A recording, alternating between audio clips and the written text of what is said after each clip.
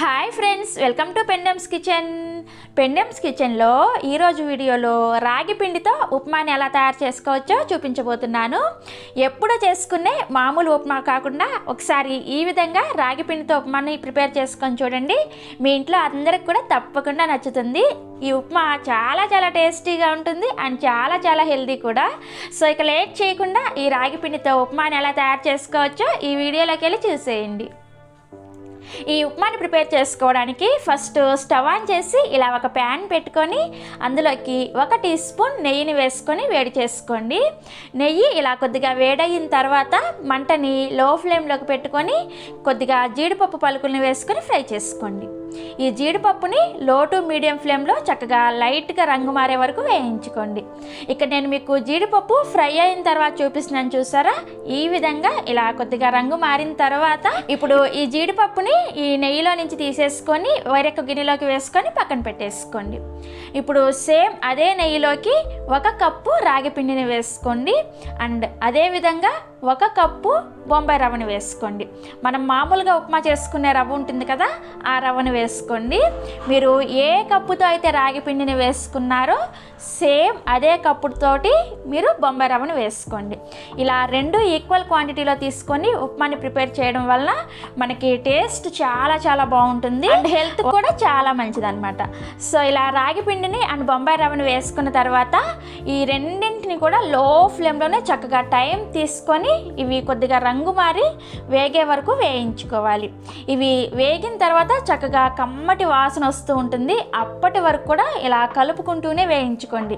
మీరు ఫ్లేమ్ని మీడియంలో కానీ లేదంటే హైలో కానీ పెట్టుకొని వేయించుకున్నారంటే ఈ రాగి పిండి అండ్ రవ్వ మాడిపోతాయి. అప్పుడు ఉప్మా టేస్ట్ అనేది పూర్తిగా చెడిపోతుంది. సో అందుకని టైం తీసుకొని లో ఫ్లేమ్లోనే చక్కగా వేయించేసుకోండి. ఇక్కడ నేను మీకు రాగి పిండి అండ్ బొంబాయి రవ్వ వేగిన తర్వాత చూపిస్తున్నాను, చూసారా? ఇలా వేగిన తర్వాత ఈ ప్యాన్ తీసుకొని పక్కన పెట్టేసుకోండి. ఇప్పుడు మళ్ళీ తిరిగి అదే స్టవ్ మీద ఇంకొక కడాయిని పెట్టుకొని అందులోకి 2 టీ స్పూన్ల నూనెని వేసుకోండి అండ్ అలానే 1 టీ స్పూన్ నెయ్యిని వేసుకోండి. నూనె వేడైన తర్వాత ఇందులోకి 1 టీ స్పూన్ పచ్చిశనగపప్పును వేసుకోండి అండ్ అలానే 1 టీ స్పూన్ మినపప్పు, 1 టీ స్పూన్ ఆవాలు, 1 టీ స్పూన్ జీలకర్ర వేసుకొని ఇవన్నీ కూడా చక్కగా ఫ్రై అయ్యే వరకు మంటని లో టు మీడియం ఫ్లేమ్లో అడ్జస్ట్ చేసుకుంటూ దగ్గరే ఉండి కలుపుకుంటూ వేయించుకోవాలి. ఇలా పప్పులు కొద్దిగా వేగిన తర్వాత ఇందులోకి ఒక 2 టేబుల్ స్పూన్లన్నీ వేరుశనగ గుళ్ళని వేసుకొని ఇందులోనే 1 ఎండుమిర్చిని కూడా ఇలా సగానికి తుంచి వేసుకోండి అండ్ అలానే 1 రెమ్మ కరివేపాకును కూడా వేసుకోండి. ఇవన్నీ వేసుకున్న తర్వాత ఈ వేరుశనగ పప్పు కొద్దిగా ఫ్రై అయ్యే వరకు ఫ్రై చేసుకోవాలి. అంటే వేరుశనగ పప్పు కొద్దిగా రంగు మారి క్రిస్పీగా అయ్యే వరకు ఫ్రై చేసుకోండి.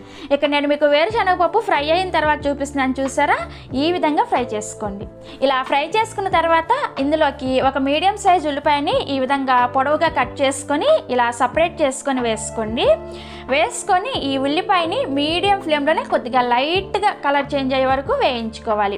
మరీ ఎక్కువగా క్రిస్పీగా ఈ రంగు మారే వరకు వేయించుకోవద్దు, కొద్దిగా లైట్గా రంగు మారితే సరిపోతుంది. సో ఇలా ఉల్లిపాయ ముక్కలు ఫ్రై అయిన తర్వాత ఇందులోకి 2 లేదా 3 పచ్చిమిర్చిని ఇలా చిన్న ముక్కలుగా కట్ చేసుకొని వేసుకోండి అండ్ అలానే 1 ఇంచి అల్లాన్ని వీలైనంత చిన్నగా ముక్కలుగా కట్ చేసుకొని వేసుకోండి. ఇలా ఉప్మా చేసుకునేటప్పుడు అల్లం ముక్కల్ని వేసుకోవడం వల్ల ఈ ఉప్మా ఫ్లేవర్ అనేది చాలా బాగుంటుంది. సో అందుకని అల్లం మాత్రం అస్సలు స్కిప్ చేయొద్దు. సో ఇలా పచ్చిమిర్చిని అండ్ అల్లాన్ని కూడా వేసుకున్న తర్వాత వీటిని కూడా ఒక 2 నిమిషాల పాటు మీడియం ఫ్లేమ్లో వేయించుకోండి. ఇలా వేయించుకున్న తర్వాత ఇప్పుడు ఇందులోకి ఒక మీడియం సైజ్ టమోటాని చిన్న ముక్కలుగా కట్ చేసుకొని వేసుకొని ఒకసారి కలుపుకొని దీన్ని టమోటా ముక్కల్ని కొద్దిగా లైట్గా మెత్తగా అయ్యే వరకు వేయించుకోవాలి. మూత పెట్టుకొని వేయించుకున్నారంటే ఈ టమోటా ముక్కలు అనేవి తొందరగా మెత్తబడిపోతాయి అన్నమాట. ఇక్కడ నేను మీకు ఒక 2 నిమిషాల పాటు టమోటా ముక్కల్ని ఉడికించిన తర్వాత చూపిస్తున్నాను, చూసారా? ఇలా ఈ విధంగా మెత్తగా అయితే సరిపోతుంది. ఇలా టమోటా ముక్కలు కూడా ఉడికిన తర్వాత ఇప్పుడు ఇందులోకి వాటర్ని పోసుకోవాలి. 1 కప్పు రాగి పిండికి 2 కప్పుల నీళ్ళని పోసుకోవాలి అండ్ అలానే 1 కప్పు బొంబాయి రవ్వకి 2 కప్పుల నీళ్ళని పోసుకోవాలి. మనం టోటల్గా 4 కప్పుల నీళ్ళని పోసుకుంటే సరిపోతుంది. అంటే మనకి రాగి పిండి 1 కప్పు అండ్ బొంబాయి రవ్వ 1 కప్పు కదా, టోటల్గా 2 కప్పులకి డబుల్ క్వాంటిటీలో నీళ్ళని పోసుకోవాలి. సో ఇలా 4 కప్పుల నీళ్ళని పోసుకున్న తర్వాత ఇందులోకి మీ రుచికి సరిపడా ఉప్పును కూడా వేసుకోండి. ఇలా ఉప్పును వేసుకున్న తర్వాత ఈ నీళ్ళని ఒకసారి ఇలా కలిపేసుకొని మూత పెట్టుకొని ఈ నీళ్ళని హై ఫ్లేమ్లో మరిగించుకోవాలి. సో నీళ్ళు ఈ విధంగా బాగా మరుగుతూ ఉన్నప్పుడు ఒకసారి టేస్ట్ చేయండి. మీకు సాల్ట్ సరిపోకపోతే ఈ స్టేజ్లో మీరు సాల్ట్ని కూడా యాడ్ చేసుకోవచ్చు. ఇలా సాల్ట్ని కూడా చెక్ చేసుకున్న తర్వాత మంటని లో ఫ్లేమ్లోకి పెట్టుకొని మనం ముందుగా ఫ్రై చేసుకున్న రాగి పిండి అండ్ బొంబాయి రవ్వ ఉన్నాయి కదా, ఆ మిశ్రమాన్ని కొద్దిగా వేసుకుంటూ గరిటతో కలుపుకుంటూ ఉండండి.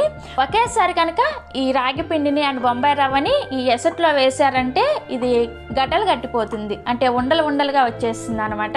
సో అందుకని ఈ విధంగా కొంచెం వేసుకుంటూ ఒక చేత్తో వేసుకుంటూ ఇంకో చేత్తో కలుపుకుంటూ ఉండండి.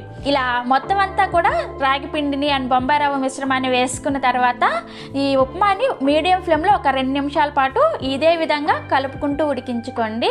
అంటే ఎక్కడైనా ఉండలు కనిపిస్తే గరిటతో ఈ విధంగా మ్యాష్ చేసుకుంటూ ఉడికించుకోండి.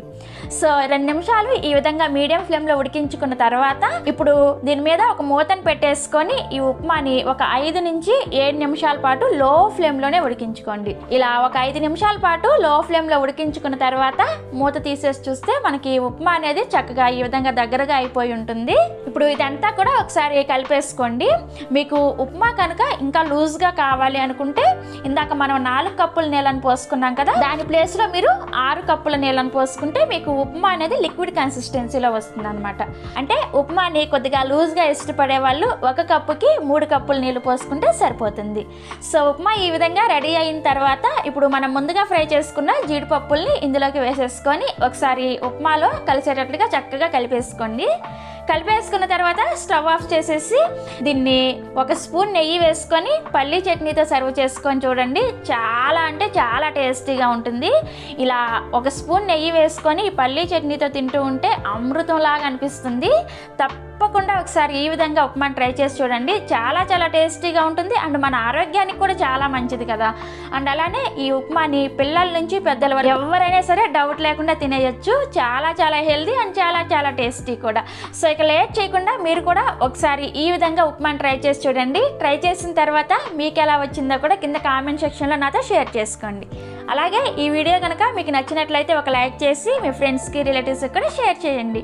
మరిన్ని Emmy tasty and quick recipes కోసం పెండెమ్స్ కిచెన్ని సబ్స్క్రైబ్ చేసుకోండి అండ్ పక్కనే వచ్చిన గంటను కూడా నొక్కండి. Thanks for watching.